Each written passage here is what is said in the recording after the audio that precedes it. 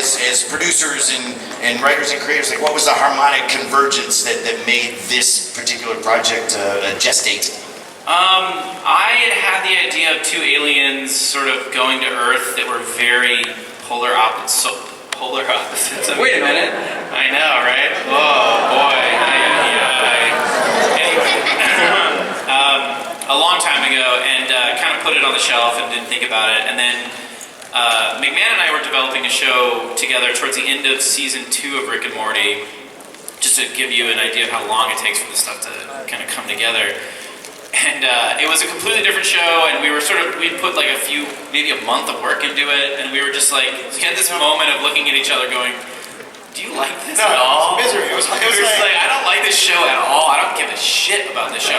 So then I was like, okay, well look, let's just clean slate, like new ideas. And okay, I have this idea of these aliens, and then both of us were just really excited, and completely reimagined the show together, reinvented it, added the replicant type concept. The aliens are genderless. The way they reproduce is by like cutting off a piece of their, good lord, by cutting off like a piece of their finger or toe and planting it in soil from their homeworld, and then they can grow replicants. They're plant-based aliens, and all this stuff was stuff that we came up with together. Oh, they can't see that image anymore, but if you can see the image we're looking at, That's aliens. Can we? Yeah. Great. You can tell that the Yumulac, who's the little blue alien, is the replicant of Corvo, who's the big one, and Yumulac is played by Sean Giambrone right there. Say hi, Sean. Well, hello everybody, I'm Yumulac. So, and Jesse right there, played by Mack, is the replicant of Terry. Say hi. Hi guys, I'm Mary Mack, and thank you so much for being here. You have so many other things you could do with your lives, and the fact that you're here is like saving the whales. Why aren't you saving the whales right so now? amazing. You're so nice. Thank you so much for being here. yeah. Exactly. So these guys, so it's not a traditional family in a way, right? Like they're not a family in the sense of mom and dad and kids, right? No, it sort of feels like they watched a TV show about a family and then ripped it off. Yeah, I mean, on the home world, you know, they would create their replicant, and the replicant would sort of go off and do their own thing. They're not raising them and doting over them like humans would over their children. So it's a bit different. Now they're on Earth. They're sort of all cooped up in this house. Terry and Corvo are not related.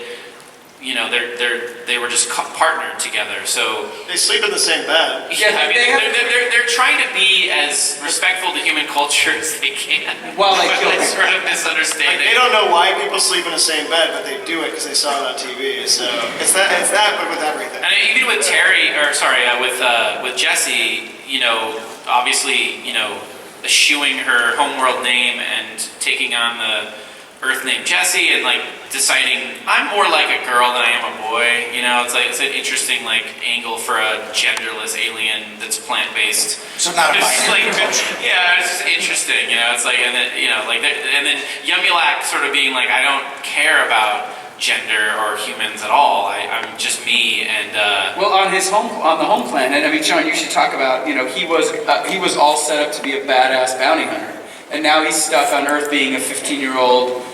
Like, let's springboard into you guys. Start with Sean. Tell me about your characters. Now that you've been recorded, how many episodes have you guys recorded so far? Oh, 8, yeah. 8. Okay, so you know a little bit. You know a little bit about Yumulac. Tell me about him. Well, Yumulac, yeah, he was a bounty hunter in training. He was like super close to becoming like full-blown bounty hunter. And then the whole asteroid. I was gonna call it Antarctica. The whole asteroid came in, and then now he's on Earth and he's getting bullied, and it's like a whole thing. He's not very pleased about his Earth existence. Yeah, I mean, the thing is, he could kill every person bullying him, but very easily. He doesn't. He only kills some. They know that would be really bad. Some Nazis at one point. Yeah, he does kill. There might be some Nazi killing at one point. Yeah. It's self-defense. Sounds like Mary. Yeah, he's not like Magneto. He's not hunting Nazis down in his free time. Yeah, no. Just sort of because Magneto does that totally. What about Jessie, Mary? Yeah, what about the Jessie end of things there, Mary? I'm the sensible one, the do-gooder. I also would like to announce I'm leaving the show. I can't do it anymore. And Sean and I, just so you know, we're developing our own show. It's about these aliens who come to Earth and they fit in. And All right, nobody dies. Any other guest voices? We should talk about the pupa. Oh yeah, no, You guys get to that pupa because that was. Can we put that The picture back pupa up? is basically sort of a hybrid between a baby, a pet, and also it's a hard drive, a living hard drive that stores all of their homeworld's information in its DNA, and none of them know how to unlock the information. And also, they don't quite know how the pupa works and like they all know the pupa eventually will change and evolve, and something's going to happen. But like Terry, who's played by an actor whose first name is the same as our third president, and whose last name is like if you had 3 ditches and you were to pick the one in the We're not allowed in the middle. actually to tell you who plays Terry. Yeah, not yet. But like if you do that little puzzle in your head, you'll kind of figure out there's 3 ditches. The one in the Anyway, middle. so the Anyway, pupa will one day evolve to its true form. And Terry was the one who was the pupa specialist, Yes. and he didn't pay much attention on Homeworld during training No, he's as the asteroid was coming. So they all kind of don't really know what. They're all confused about the pupa. And they're scared of it because you know that one day it's going to eat them and terraform the world, but they don't know when that's going to happen. So it's kind of like having a little ticking time bomb in a house. And Who's also a cute little pet / baby. Yeah. And he's voiced by a hot new up-and-coming voice Very actor, hot new Cooper, right? He's voiced by my 5-year-old son. So he sounds really cute. He has a bit of that Ike from South Park. Is that Planet Schlurp? Yeah. Oh man, I haven't seen that art. Look at that. Ooh. Wow, oh boy. it's Oh beautiful, my. Unapproved art we like. No, I like it. Approved.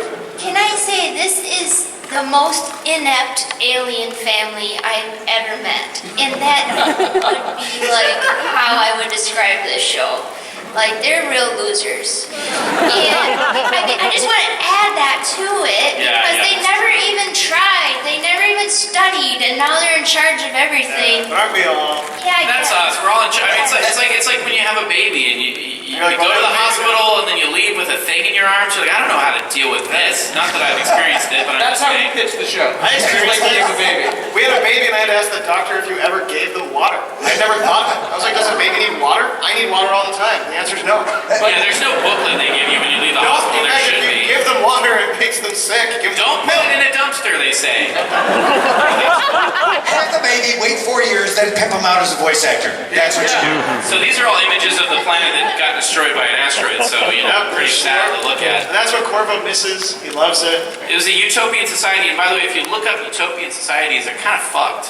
I mean, they're really fucking. It's pretty creepy. Utopian societies there's some weird shit going on, man. Well, I watched the animatic for the pilot, right? And it starts out being one thing, kind of like Rick and Morty too. Like that, that seems to be. Stay ahead of the audience. That seems to be a trope that you guys love to traffic in, where it starts out kind of being, is this like a third rock from the sun kind of like fish out of water thing? And then it just takes this dark turn. Yeah. That's great, man. It's hilarious. And I assume it gets darker as we go on? It kind of. Some of it. Back and forth. It really does. There's dark stuff like a cop that lives in the town they live in. This very grizzled cop says to them, like, it feels like there's been a lot of unexplained high-concept murders in town lately. It feels like we're cursed. And that's a good, or deaths. And It's hard to describe a show you guys haven't seen yet, but there's kind of a... It's good, I swear, it's good. Swear to God, please watch it. It's going to be on Hulu. Like the first Rick and Morty panel. But Trying to tell people. except with 3,000 more people. I know, But You were going to say something about the cop? I don't know. Oh no, that in this world, nobody ever spends a second going, whoa, an alien. Yeah, that's the same rules as Rick and Morty. That's something that is super important, I think, for any cool sci-fi show.